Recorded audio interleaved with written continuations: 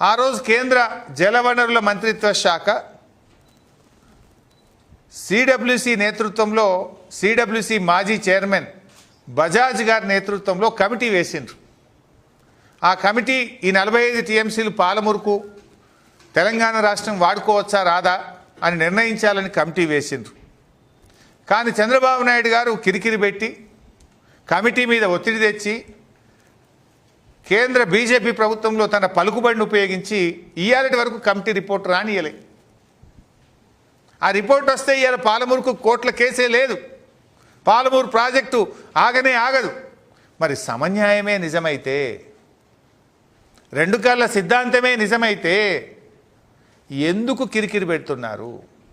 ఎందుకు పాలమూరు మీద ఎన్జీటీలో కేసు వేశారు? న్యాయంగా హక్కుగా బచావత్ ట్రిబ్యునల్ చెప్పిన దాని ప్రకారంగా 45 టీఎంసీలు తెలంగాణకు రావాలి కదా. దీన్ని ఎందుకు ఆపుతున్నారో బాబు గారు చెప్పాలి. అంటే మీరు మాట్లాడుతున్నటువంటి దానికి మీ చేతులకు పొంతన లేదు. ఉదాహరణకు నీళ్ళ సంగతి ఇట్లా, నిధుల సంగతి కూడా చూసినాం కదా. ఇవాళ ఢిల్లీ ప్రభుత్వం చంద్రబాబు చేతుల్లో ఉంది. మీ పలుకుబడిని ఉపయోగించి మొన్న బడ్జెట్లో పైసలు తెచ్చుకున్నారు కదా. ఆంధ్రప్రదేశ్కు మీరు బడ్జెట్లో డబ్బులు తెచ్చుకున్నారు.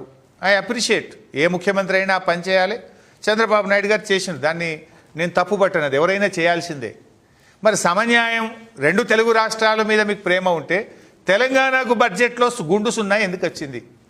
రేవంత్ రెడ్డికి చేతగాకపోయి ఇక్కడ గెలిచిన 8 ఎంపీలు అడగకపోయి, మా 2 కేంద్ర మంత్రులు తెలంగాణలో ఉంటే వీళ్ళ గొంతు మూగబాయ్. మరి సమన్యాయం అన్న బాబు గారు కూడా ఎందుకు మాట్లాడలేదని నేను అడుగుతున్నాను. ఆంధ్రప్రదేశ్కు అమరావతికి నిధులు తెచ్చుకున్నారు కదా. సమన్యాయమే నిజమైతే, రెండు కళ్ళే నిజమైతే అమరావతితో పాటు హైదరాబాద్ కూడా నిధులు కేంద్ర బడ్జెట్లో రావాలి కదా. రాలేదంటే మీది రెండు కళ్ళు కాదు, ఒకటే కన్ను ఆంధ్రప్రదేశ్ దిక్కే చూస్తుండ్రు. మీ రెండు కళ్ళు